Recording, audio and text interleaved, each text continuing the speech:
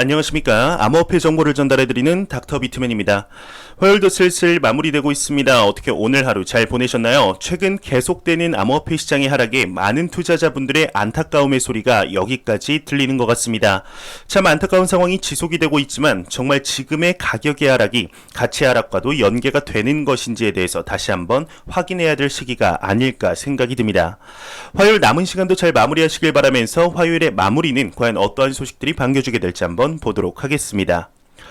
최근 가격의 하락 속 그리 좋지 못한 소식들 또한 계속해서 나오고 있습니다. 크립토컨트의 CEO가 이야기를 했다고 하는데 고래들의 매도세가 포착이 되고 있다고 합니다. 이게 무슨 내용인지 한번 같이 보도록 하겠습니다. 크립토컨트의 CEO는 너무 많은 고래들이 거래소로 비트코인을 보내고 있다, 약세장이 확정될 가능성이 있다 언급을 했습니다. 암호화폐 데이터 분석업체 크립토컨트의 주기영 CEO의 경우는 방금 트위터를 통해서 비트코인의 약세장이 확정된 것 같아 보인다 이야기를 했다고 합니다. 정확히는 이렇게 이야기를 했다고 하는데 이런 말하기는 싫지만 비트코인의 약세장이 확정된 것처럼 보인다, 너무 많은 고래들이 거래소로 비트코인을 보내고 있다 이야기를 했다고 합니다. 보통 거래소에서 익명의 주소로의 이체는 홀딩을 위한 움직임, 익명의 주소에서 거래소로의 이체는 매도의 움직임으로 보기에 이러한 견해가 나온 것 같습니다. 최근 가격의 하락에도 고래들의 매집과 홀딩이 지속적으로 계속되고 있다는 소식이 나왔었습니다. 가격의 하락에도 장기 투자자들의 패닉셀은 없으며 비트코인의 큰 손들이 오히려 늘고 있다는 소식과 더불어 바로 며칠 전에는 비트코인의 매도를 시사하는 데드크로스가 발생을 했음에도 비트코인의 고래들의 매집이 계속해서 이루어졌다는 소식들이 나왔습니다. 과연 이러한 갑작스러운 매도로의 전환은 어떻게 해석을 해야 될까요? 하지만 이와는 정반대의 소식이 또 하나 나왔습니다. 암호화폐 데이터 분석 업체에서 소식이 나왔는데 오히려 보유량을 늘리고 있다는 소식이 나왔습니다. 시가총액 2위의 암호화폐 이더리움에서 소식이 나왔는데요. 어떠한 내용인지 한번 같이 보도록 하겠습니다. 센티멘트의 경우는 거래소 이더리움 보유량이 감소세를 보이고 있다, 추가 하락 가능성은 낮다 이야기를 하고 있습니다. 암호화폐 데이터 분석업체인 센티멘트에 따르면 거래소 제외 이더리움의 상위 10개 고래 주소의 경우는 가격 하락에도 불구하고 보유량을 늘리고 있다. 반면 상위 10개 거래소 고래 주소의 이더리움 보유량은 감소하고 있어 이더리움의 추가 하락 가능성은 크지 않다 진단을 했다고 합니다. 현재 시가총액 2위의 이더리움에 관한 내용들이 최근 들어 많이 나오고 있는 것 같습니다. 이러한 배경으로는 글로벌적인 탄소 규제 문제로 인해 전통적인 POW 방식이 아닌 POS로의 수요가 몰리는 것에 있는데 이더리움의 경우는 POS로의 전환 커리큘럼을 잘 시행하고 있는 상태이죠. 얼마 전에는 글로벌 투자기관이죠. 모건 스탠리에서 이러한 소식이 나왔습니다. 이더리움이 비트코인을 뛰어넘을 4가지 이유에 대해서 언급을 했는데 이 중 핵심 요소는 에너지 사용량이라고 분석을 한 상태이죠. 과연 앞으로 비트코인과 이더리움이 어떠한 모습을 보여주게 될지 한번 기대해 보도록 하겠습니다. 최근 비트코인의 가격 하락의 주요한 원인 중 하나는 단연 중국의 채굴 금지 소식의 영향이 크지 않을까 생각이 듭니다. 추가적으로 암호화폐 거래 단속까지 이어지면서 가격 하락에 큰 영향을 끼쳤는데 이에 관한 의견들이 많은 인물들에게서 나오고 있습니다. 최근 비트코인 ETF에도 관여하며 꾸준히 암호화폐 시장에 대하여 낙관적인 언급을 하는 인물이죠. 바로 갤럭시 디지털의 CEO 마이크 노보그라츠입니다.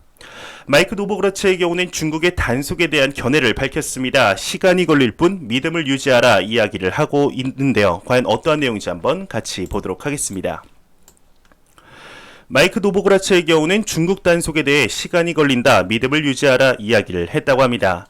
갤럭시 디지털의 CEO 마이크 노보그라츠의 경우는 최근 중국의 암호화폐 단속 시도에 대해 의견을 공유했는데 이에 대해 중국 소식은 좋지 않다 언급을 했습니다. 노보그라츠의 경우는 중국 당국이 비트코인과 암호화폐를 다시 탄압하려는 이유를 트위터로 옮겨 설명을 했다고 하는데요.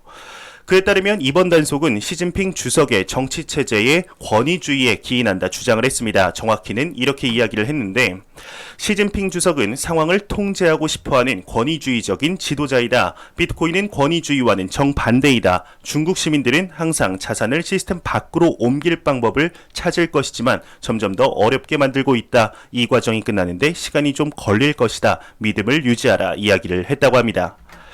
현재 중국의 경우는 마이크 노보그라츠의 언급과 같이 본인들의 체제와 성격이 정반대인 비트코인에 대하여 마치 없애려는 듯한 움직임들이 많이 보이고 있습니다. 과연 중국 내에서는 이러한 상황을 어떻게 바라보고 있을까요?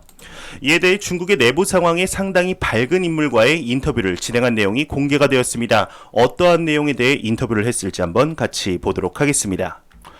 중국의 암호화폐 거래 단속 강화에 대하여 업계 관계자와의 인터뷰 내용이 공개가 되었습니다.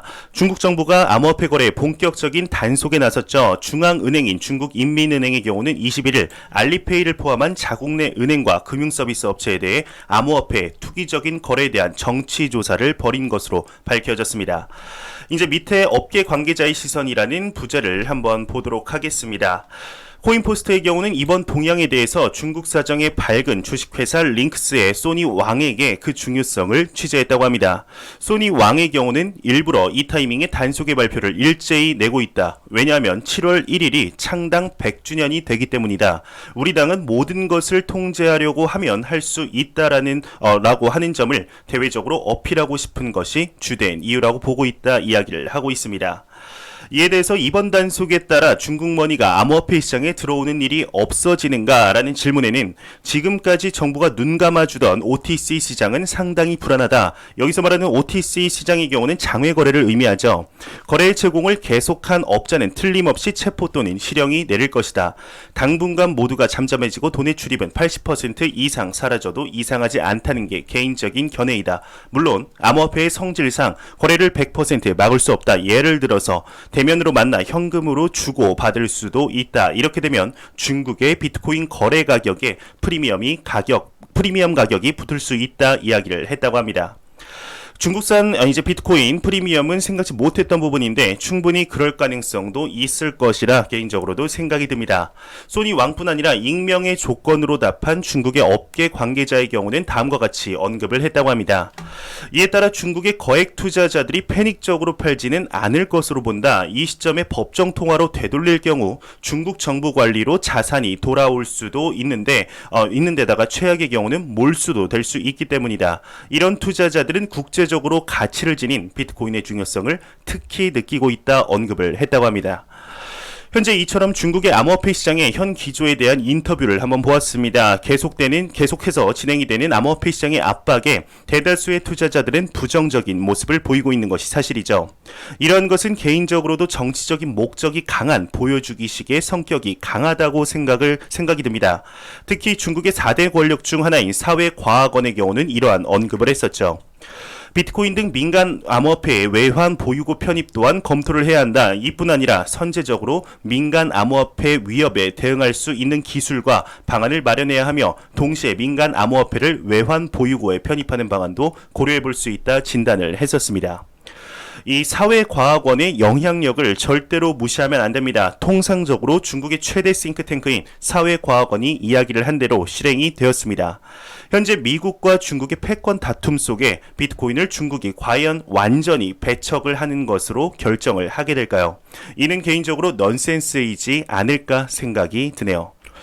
이러한 상황 속 오랜만에 소식이 나왔습니다. 자체 암호화폐를 만들며 백서에 법정화폐라는 단어의 사용으로 글로벌 중앙은행들에게 이제 비오는 날 먼지나게 맞았던 기업이죠. 페이스북의 리브라 프로젝트, 지금은 DM으로 바뀐 프로젝트의 책임자입니다. 데이비드 마커스가 언급을 했는데 모두가 암호화폐 시장의 악영향이라고 이야기를 하는 중국의 채굴 단속이 오히려 비트코인의 훌륭한 발전이다 이야기를 했다고 합니다. 내용 한번 같이 보도록 하겠습니다. 페이스북의 DM 책임자 데이비드 마커스의 경우는 중국의 채굴 단속은 비트코인의 훌륭한 발전이다 이야기를 하고 있습니다. 페이스북의 DM 프로젝트를 맡고 있는 페이스북 파이낸셜 대표 데이비드 마커스의 경우는 중국의 채굴 단속 결정을 비트코인에 대한 훌륭한 발전이라고 이야기를 했다고 합니다.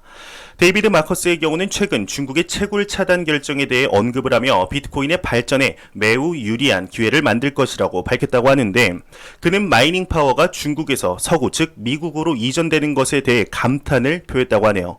이 외 내용은 그리 중요하지 않아서 넘어가도록 하겠습니다.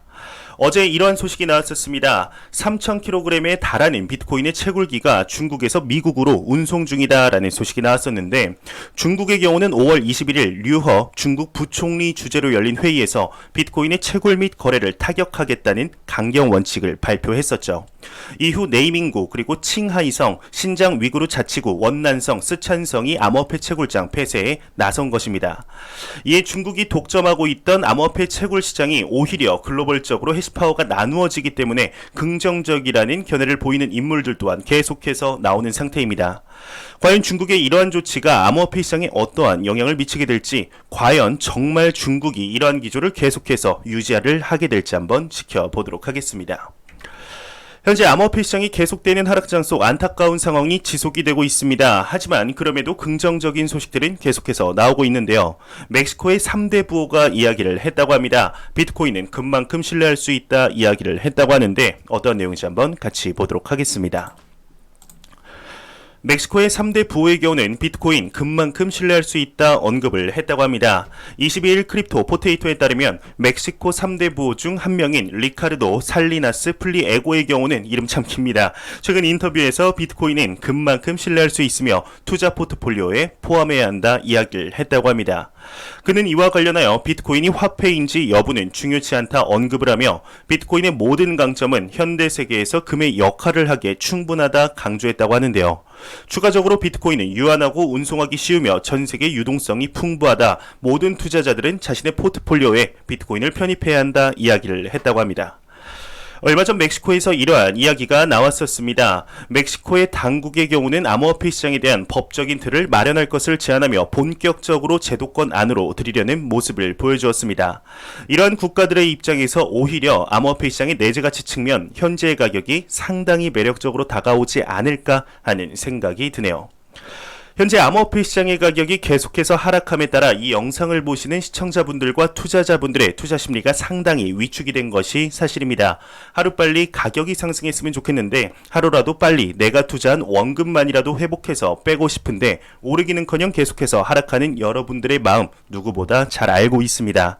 지금 제가 그 어떠한 이야기를 해도 와닿지 않을 수 있습니다. 하지만 절대로 지금의 암호화폐 시장은 망하지 않습니다. 없어지지 않습니다. 오히려 더욱 성장할 일만 남았습니다. 계속되는 가격의 하락에 암호화폐 시장이 없어지진 않을까 하는 두려움이 생길 수 있습니다. 이럴 때일수록 냉철하게 암호화폐 시장의 가치를 확인하는 작업이 중요하다고 생각이 듭니다.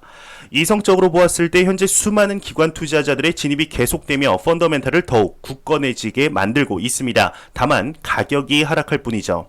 끝도 없이 상승할 것만 같았던 지난 상승장도 하락이 찾아왔듯이 현재 암호화폐 시장의 경우 계속해서 하락할 것 같지만 끝도 없이 하락하는 시장은 절대로 없습니다. 암호화폐 시장은 아직 스타트 라인에 서지도 않았다는 사실 잊지 않으셨으면 좋겠습니다.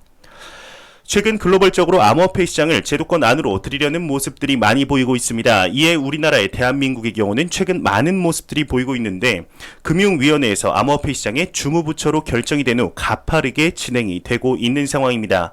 지난 6월 초 금융위에서 이러한 소식이 나왔었습니다. 금융위에서 비공개로 가상화폐 태스크포스를 운영한다는 소식이 나왔었는데, 태스크포스의 경우는 한동안 암호화폐의 관련 동향을 모니터링하고 대응하는 방향을 논의하는 수준에서 그쳤었습니다. 하지만 이번 태스크포스의 경우는 금융위가 주무부처로 맡은 만큼 핵심 조직으로 키울 생각이다 밝혔었는데요. 암호화폐 관리 감독의 주요 안건의 경우는 대부분 태스크포스에서 사전 점검 및 대응 방향의 검토가 이루어질 것으로 보이죠. 이에 3개의 은행이 태스크포스에 참여를 한다고 합니다. 어떠한 은행이 참여를 했을지 한번 같이 보도록 하겠습니다. 금융위 가상자산 태스크포스에 K뱅크, 신한은행, 농협 3개의 은행이 참여를 한다고 합니다.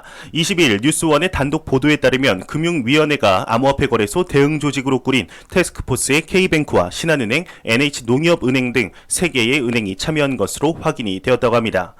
금융위원회와 금융감독원 등 당국 및 유관기관과 함께 사실상 암호화폐 거래소의 실사 성격인 컨설팅 작업을 돕고 있는 것으로 알려졌는데, 금융권 관계자의 경우는 K뱅크, 농협은행 그리고 신한은행이 금융위 가상자산 관련 5개의 태스크포스 작업반 중 현장 컨설팅반에 투입돼 유관기관과 함께 거래소 현장 컨설팅을 실시하고 사업자 등록 신고 등 관리 방안을 논의하고 있다 이야기를 했다고 합니다. 현재 K뱅크의 경우는 업비트와 연계가 되어 있죠. 농협의 경우는 빗썸과 그리고 신한은행의 경우는 코빅과 연계가 되어 있습니다. 이들의 계약 연장은 이를 계기로 완전히 성사되었다고 봐도 무방할 것 같은데요. 현재 금융위에서는 암호화폐 거래소와 계속되는 논의로 프레임워크를 만들기 위해 노력 중인 것으로 확인이 되고 있습니다. 과연 앞으로 대한민국에서 암호화폐 시장이 어떠한 방향으로 나아가게 될지 한번 기대해 보도록 하겠습니다. 안보고 가면 섭섭하겠죠. 마지막 크립토 공포 탐욕 지수입니다. 전날 13포인트 대비 이제 3포인트 내린 10포인트를 기록했습니다. 투자 심리가 전날 대비 회복했지만 극단적인 공포 탐욕 단계는 지속이 되고 있는 상태이죠. 이 지수는 0이면 공포, 100이면 낙관을 의미하게 됩니다. 지금의 계속해서 내리는 암호화폐 시장의 가격을 보았을 때 정말 공포적인 분위기인 것은 맞습니다. 하지만 이럴 때일수록 앞서 말씀드렸듯이 암호화폐 시장의 가치가 하락을 한 것이 아닌지, 가격만 하락한 건지 같이 하락한 건지 한번 확인해 봐야 될 작업이 분명히 필요할 때인 것은 부정할 수 없는 사실인 것 같습니다. 앞서 말씀드렸지만 절대 암호화폐 시장은 망하지 않습니다. 없어지지 않습니다. 조급해하지 마시고 길게 보시고 장기적인 관점 투자를 하시길 진심으로 바라보겠습니다. 네, 제가 준비해온 소식은 여기까지입니다. 영상이 도움이 되셨다면 구독과 좋아요 그리고 광고 한 편만 처음부터 끝까지 시청해 주시기 바랍니다. 이 채널은 오직 광고 수익으로 운영이 되게 됩니다. 항상 영상 시청해 주시는 시청자분들, 구독자분들 너무나 감사합니다. 저는 다음 영상으로 찾아뵙도록 하겠습니다. 지금까지 닥터 비트맨이었습니다. 감사합니다.